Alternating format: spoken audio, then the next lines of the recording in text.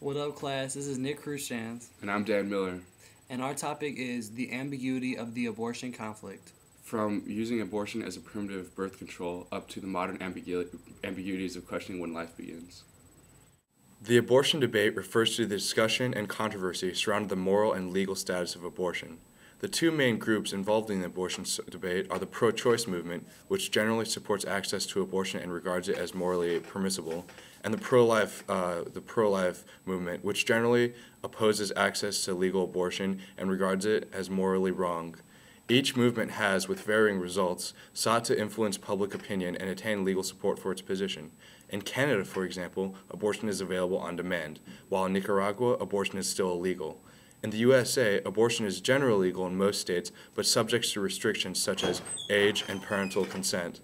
And in some cases, the abortion debate has led to the use of violence. The Catholic Church's definition of abortion states, "Human life must be respected and protected absolutely from the moment of conception.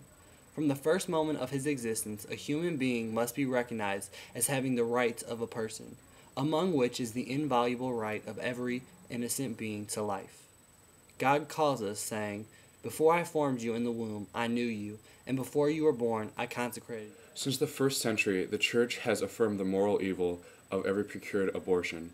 The teaching has not changed and remains unchangeable. Direct abortion, that is to say, abortion willed either as an end or as a means, is gravely contrary to the Church Catechism. The Church Catechism says, "You shall not kill the embryo by abortion, and you shall not cause the newborn to perish." God, the Lord of life, has entrusted to men the noble mission of safeguarding life, and men must carry it out in a manner worthy of themselves. Life must be protected with the utmost care from the moment of conception. Abortion and infanticide are abominable crimes. Abortion constitutes a grave offense in the eyes of the Catholic Church.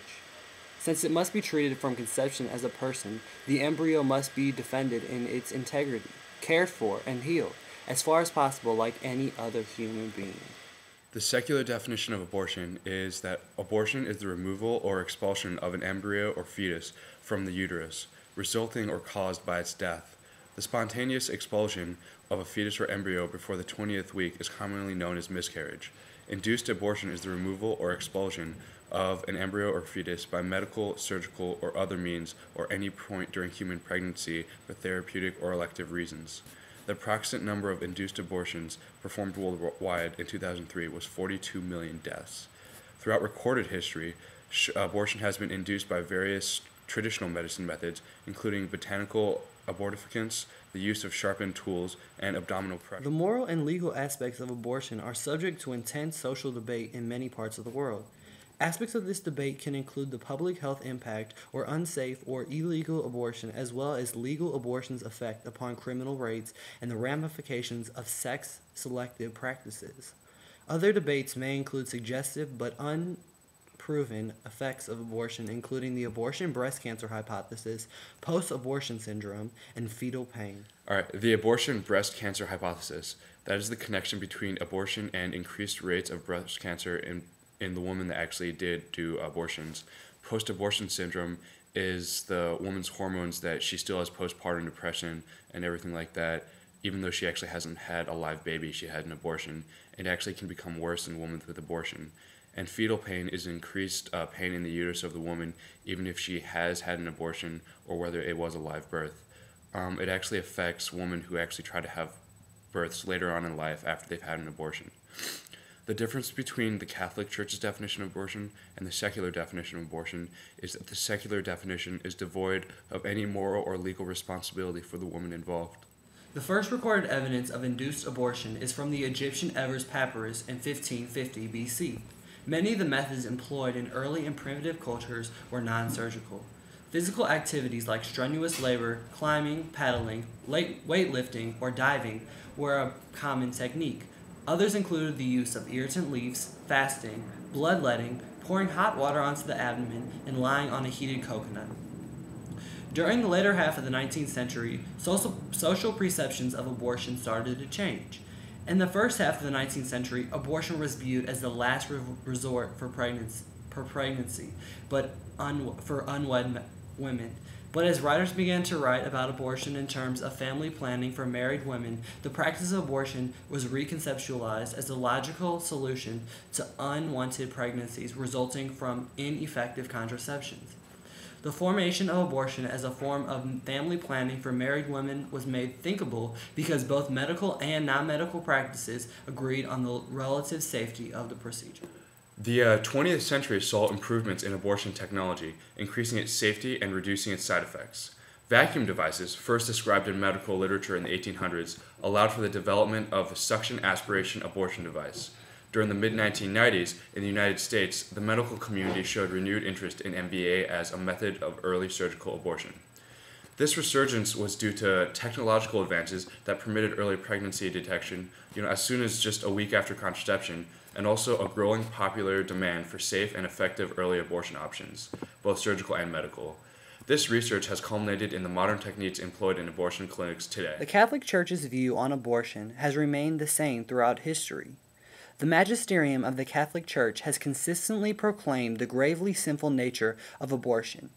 The Fathers of Church condemn it to combat the frequent practices in the Greco-Roman world.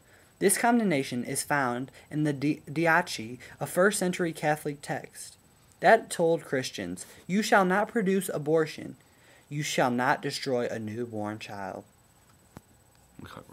Planned Parenthood has always been an advocate for what they call reproductive rights, and that includes a woman's right to have an abortion as her own choice. They've protested a lot of measures in the law, which include the requirement for a minor, someone under 17 or 18, to have a parent sign a consent form for the abortion. They've also protested a required ultrasound before the abortion and a law requiring a waiting period, anything from a couple hours to a day or two.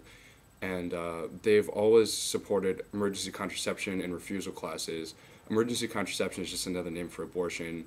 They also give out regular contraception, which can be the pill or condoms or spermicidal foam and stuff like that. The refusal classes are also called conscience classes, and those just involve just like the pharmacist's right to refuse any contraceptives to any girl if she asks for it.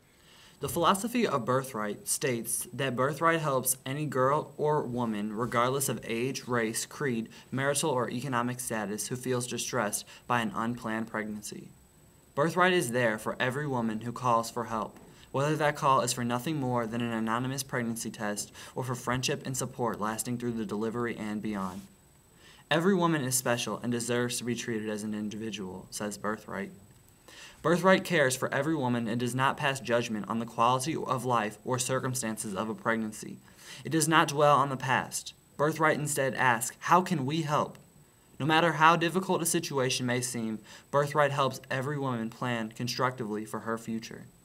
Birthright allows each woman to ask questions and explore her options without pressure and without passing judgment. Birthright does not use scare tactics or pressure. They do not show abortion slides or picture. They do not picket or harass abortion clinics, and they do not evangelize. Birthright maintains a 24-hour free hotline and hundreds of local crisis telephones and drop-in chapters. Birthright educates through one-on-one contact with the woman in need and those around her. Birthright provides personal attention. Birthright gives its services free of charge, a tax-exempt charitable organization. Birthright exists because of the financial and moral support of the donors and volunteers. It is independent and interdenominational and not affiliated with any religious or political group or public agency. However, the Catholic Church does think Birthright does a very good job. Politics refers to the processes defined and limited through legal documents by which decisions or laws are made in governments. In politics, rights are the protections and privileges legally granted to citizens by the government.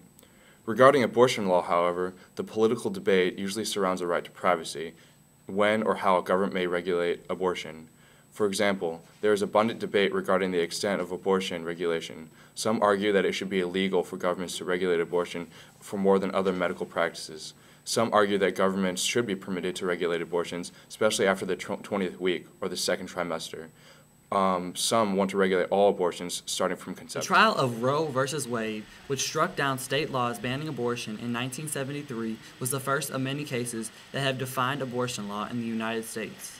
Since Roe, abortion has been legal throughout the country, but states have placed varying regulations on it, from requiring parental involvement in a minor's abortion to restricting late-term abortions. Hey, thanks for watching our video on abortion. And thank your mom for not having an abortion. Bye, guys. All right, let's go.